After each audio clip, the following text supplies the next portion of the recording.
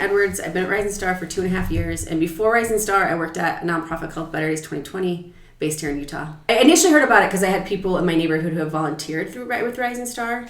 But I found out about the job just through Indeed post. Brett Kaywood, been with Rising Star 4 years. And before that, I was in management, senior living in California. I volunteered when I did in 2005. So I've known about Rising Star for a long time. Originally found out about it through a college friend. How long you had this mustache? It's been off and on for a while. Tana Fowler. I've been with Rising Star 5 years, early 2018, so 5.5 years. And before that, I worked with refugees for a few months in Greece, volunteering over there. And then before that, I was just in grad school and school for my whole life. Lots of grad school, lots of school, permanent academics. Right, can you tell us what is Rising Star? What do you all do? We help people affected by leprosy, especially in India. And so we have education. That's the biggest thing that we do. When people have a great education, they can do whatever they want with their lives. So that's the best way to get past the stigma, the worldwide stigma associated with leprosy. And then we also do medical care, so both treating and preventing leprosy, and then also community development, so toilets, clean water, that type of stuff. Ability to micro grants so they can start businesses and do their own thing. What is the most rewarding thing about your job? So I work specifically with the students are trying to raise funds for our schools. So I would just say, the most rewarding part of my job is, I went to Indiana, I got to meet the kids, so that was obviously super rewarding. But anytime we can, get the funds we need to help with the school and just, we see the students go through school, go into college, graduate, and hopefully get back to their community. So anytime we get to see that process happen, we learn about alumni who, is getting his PhD, or someone else who's gone to med school, or just, any of those types of stories makes the fundraising, because that's hard to do, right? It makes that part worth it for sure. Yeah. Yeah, similar to that, just seeing the progress in people's lives. People's lives are better because of this organization and the people who support this organization. It's a night and day difference. I feel super selfish. My most rewarding thing, if I'm being honest, is it's that stuff, but it's also getting to know about people across the world and know them personally and know their stories.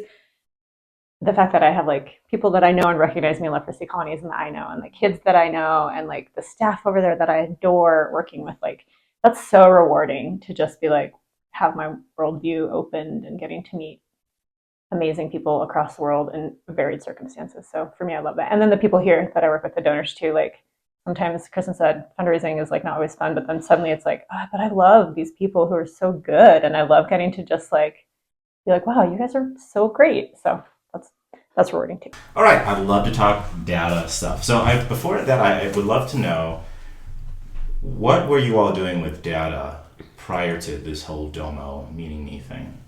What was the most data intensive project?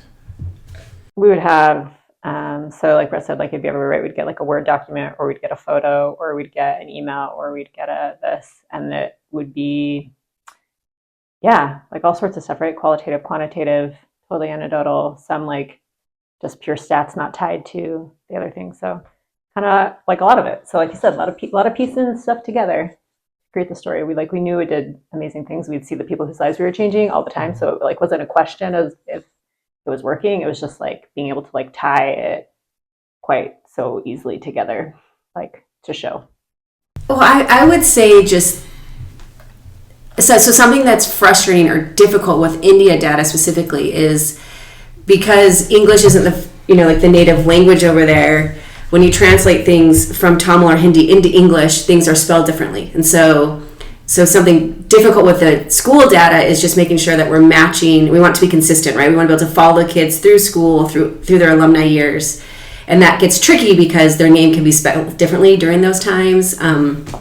And so that's just something that will always be an issue, but you kind of feel like a detective, so it's also okay. You just have to work through it. And I think as we get these processes in place, and India can start using some of the way that we're tracking the students, that will be helpful too. We can integrate that. It won't be quite such a headache to go forward. Yeah. Yeah, I mean, frequently it'd just be like simple questions like how many at any given time, how many students are on our campus right now? Should be like an answer like this, right?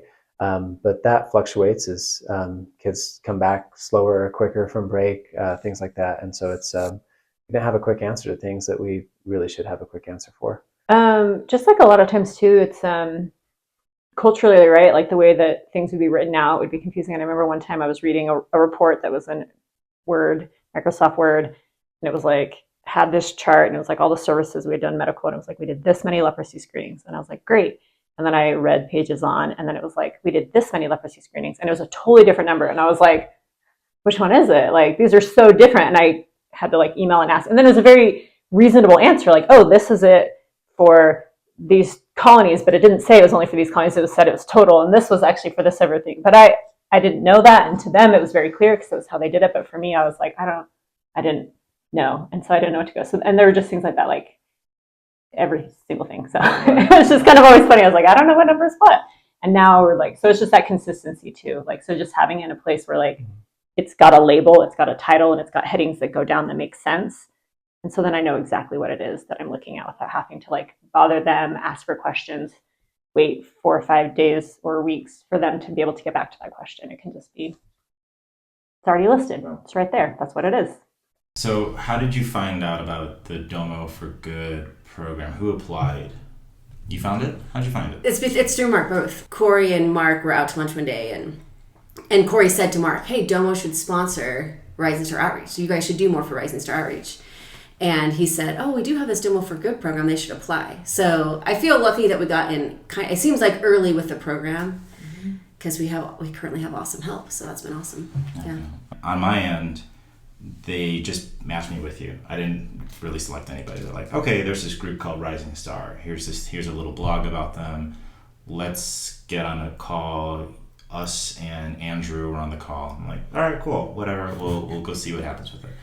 And that's it. But you had volunteered, right, to say, I'm willing to help nonprofits. Yeah, because I wanted to do some more pro bono stuff, and I get it. I've done putting food on a plate for people. I've done putting things away, and that's fine. But I don't know if it's as like sustainable for my skill set. I'm like, sure, that kind of gets forgotten after. I'm like, I want to do something that's a little bit more lasting. Like, I happen to be good at this data stuff. Let's go do it. So it worked out where you got a free Domo license, a partner, and they matched us all up. We did it. Yeah. How are my course video? Well, so what I like about your course is it's just a very clear series, beginning, middle, end. I mean, it just like takes you through exactly what you're supposed to do, and it builds on each other. And that was so much more clear to me, what I was supposed to do and learn. So I really appreciated that. Like, okay, I just got to get through. And there's a lot to get through. A lot. But you felt like as you're doing them, you're building on the skills, and you're like, okay, I'm getting to get to a good place with this. My impersonation of Kristen when we're on calls, when it's just she's like, okay, how do I do this? It's like, okay, we do that. Got it. Yeah, got it. It's just like, you're like ready to go. You're like, give it to me. Got it. Boom. Like, that's okay, good. Wait, that's good. I like it. I'm like, yeah, let's feed this fire. I'll be very honest, because I've helped out a lot of organizations, some nonprofit stuff before, and sometimes they're not willing to invest as much as you are. I'm like, well, I'm not going to invest more than everybody here, because I've been in those situations. And I had to keep that in my head when we first met. I'm like, okay, well, I don't want it to be where I'm just now an unpaid volunteer doing things for people. Yeah. And one of the most pivotal moments where I thought, no, they got this, is when we had the call with the 4 of us, and I was like, all right, everybody, we're going through this. Everybody, let's move together, nice and easy. And when you were all doing it, I was like, okay, cool. Now we're doing it, where everybody's just invested. They're becoming self-sufficient. Like, I'm just trying to get the plate to spin, and then you all just manage from there. What has been like working with me? Less mustache comments. More mustache comments. Yeah. I think I appreciate it really chill, like, because it can be hard for us sometimes to get information as we needed, but then also it's like nice that we have the consistency. So that's been great, like moving us forward in it, and then like teaching us, which has been great, but then also patience when sometimes we're like, God, we have nothing new. We gotta get anything else. And I think that like both that balance between that with like moving forward, but also like understanding some of the flexibilities we move forward. Like forward isn't just this with us, forward's like kind of like that, to get going. And I appreciate that you're just like, great, let's do it. And we're going to keep going forward. And so it's awesome because then it keeps us excited about it and we're so stoked. So like, that's one thing I really appreciate a lot. Good. I'm going to say two good things. The two good things are working with us on specifically like, here's what you need to do. Let me walk you through that. So you get the, instead of just general, it's like, this is specifically what you need to do. And we work on that together. It's been amazing. And then the other thing is just in the classes like that really good balance of you're pushing us, but you're understanding too, right? Like this is where we are, and it's we never feel pushed too hard. So I think that's pretty impressive. I would say I like your teaching style. It's very methodical. It's in the course, right? So you've been through it a few times, but it's also how you work with people one-on-one. And I like how you'll just tell people, hey, calm down. It's okay. Well, I've got time. I'm patient. We can do this. And it makes it easy to stick with it. Because otherwise I think it'd be very overwhelming. Right. So it makes it easy to stick with it, yeah. What's something that you would like for the next 3 months? What would you like to see come to fruition? I'm just thinking it'll be great. Like, obviously this is encouraging us to get our ducks in a row, right, with our data in India. And then I'm just so stoked. Like, I can't wait to start analyzing it. Like, I'm just excited about continuing on kind of actually with what we're doing. Because like I said, like, it's getting us there. Like, it's getting us where we need to go. So like right now we've got the educational board set up pretty well, but then to have those other boards set up pretty well also, and something that paints a quick picture of all the areas of Rising Star Outreach and where we are, how we're trending. I think organizationally I would agree, and then just for me personally, it's figuring out, being better at really asking the data interesting things and coming up with those answers. I mean, I can sit there and say, okay, well, let's see how boys versus girls do in social studies, or like those kinds of questions, but like really thinking through what are some interesting takeaways we can get from this data that will really help us, like, as an organization move forward better, right? So it's one thing for me to look at this data and be interested by it and think it's cool and want to share it with donors, but what we really want is for our principal in Bihar and our principal in Chennai, we want them to look at this data and be excited about it and be able to notice kids who are falling behind and really use it to like improve the situation there. Mm-hmm. So I'm excited about that. Also excited to get like the alumni survey back and see where we're at. That's going to be awesome. From our journey together so far, do you have a time that you remember when you were just blown away by something that either we put together or that me and my team put together, and you were like, oh, okay, I want to double down on this Domo thing? Yeah, I would say the first time, this is with you and Marco, you put together some of the data that we had fed in, and for us it was just data, right? We couldn't make a whole ton of sense out of it. But then after that, what we were able to do is we were able to look at this data and see like clear trends over time. And it was amazing. That's what we were after, the data ahas that Domo advertises. I would say for education, what's fun about Domo and using the dashboards is how you can zoom in on things, right? So you can see the overall trend, and we could see, wow, I mean, it's kind of shocking. Our kids' scores, especially in Bihar, have really gone down the past couple of years, and there's probably reasons for that. But then you can look in and see, well, how are boys versus girls doing, and how is this individual student doing? And so it's just really cool to play around with, because I have also, I would say, done a lot with the data in Excel. So to see like kind of the differences of, okay, well, this is what Excel can do, right? And I could kind of get these same answers, but Domo helps you really visualize it in a way that can be helpful to the people we want to be helpful to, right? Us here, our donors, and then our students and principals in India too.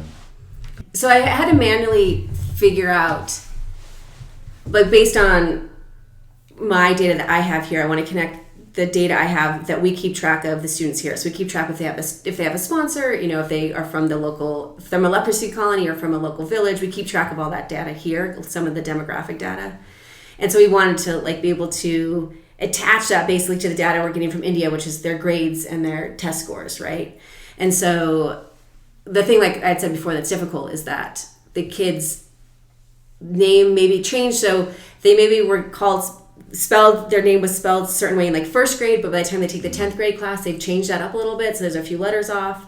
And so I had to go through and just figure that out manually, right? Try to match names as best as I could to the IDs so that we can link the data in India to the data here. But now that we've done that difficult part and India has the student IDs that we have here, it'll be a lot easier going forward because they can send us the data with those student IDs. And so it'll be a much better, simpler process. going forward. I remember, I'm trying to remember if it was like with our real data or some mock data that we were dealing with, but I was so excited because we were looking at like places and universities and schools and I think programs. I think we were looking at like where our kids went to school, and then we were kind of like looking at their grades and stuff like that. And I love that like we could just so easily be like, okay, no, we want to shift it this way. I want to analyze it based on location. No, I want to analyze it based on grade point. No, I want to analyze it. We could just switch it around so quickly because that's the way that my brain works. I'm like, I want to know these things. I have these questions. I would love to be able to say this. And like in Excel, it's like a lot of like, I'm going to copy it, I'm going to paste it, I'm going to remove, and I'm going to rethink about this. And this was just like, delete that button, add that button. Here, now ask this question. And I was like, oh, this is going to be so good. So yeah, that was the moment for me. I was stoked. I told Ashley, Pennywell, and Andrew, I said, oh, Rising Star would be great. They have really become a data-driven culture. And I'm like, the reason I know is because I know this is true when you get frustrated about how bad data is. Like when you first saw me, I'm like, why is this merged? Why are these cells merged? Why are there NAs in this thing? What's an A? What the hell does an A mean? You probably saw, but when you, yeah, A means awesome. And it's like, but when I saw all of you get annoyed by it too now, then I'm like, they got it. now they're data people. They got it. All right. Well, I'm very proud of you all. I'm very happy to be here and to work with you. It's been really fun seeing the journey, and now you're seeing that. At first, I came in, I'm just moving fast. Let's get it. But now I'm able for me to take my foot off the gas and have you all kind of drive, setting time with me, doing all these other pieces. We're building some stuff together. It's amazing and like cool. I'm very excited to see it becoming self-sufficient, the growth. Everything, John, you're the best. You're the best. I don't think we sang your praises enough in that. I know, you didn't let us like say how much we appreciate you. What is your favorite Indian dish? My favorite Indian dish is, I like a good saag paneer. I like that cheese, like in that spinach sauce. That's for me. Good garlic naan, mango lassi. That's for me. Brett loves the mango lassies. No. Brett loves the mango lassi. No. What? Can't handle lasses. No. You might need to change your opinion about Rising Star now. Favorite Indian dish? So after I went to India, we actually bought an Indian cookbook. We made a chicken biryani that was so good. So good. It's amazing. And when you crack those green and black garam, it smells so good. Yeah. It smells so good. Yeah. So when we ask kids what their favorite dish is on campus, everyone says it's chicken biryani. So it was fun to get into that. Yeah. Chole bhature.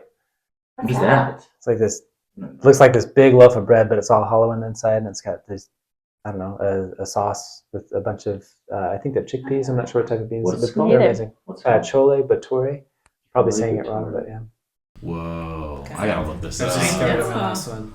Yeah, Wow. it's fantastic. I fell in love with just butter chicken. Like we had the best butter chicken at this place. If you go to Chennai, go to Star Biryani. It's the best you'll have in your life. It's so good. That and a mango lassi. And I love onion. I don't know how to say it. Biahe, whatever. They're like the onion fritters for appetizers. I love those too.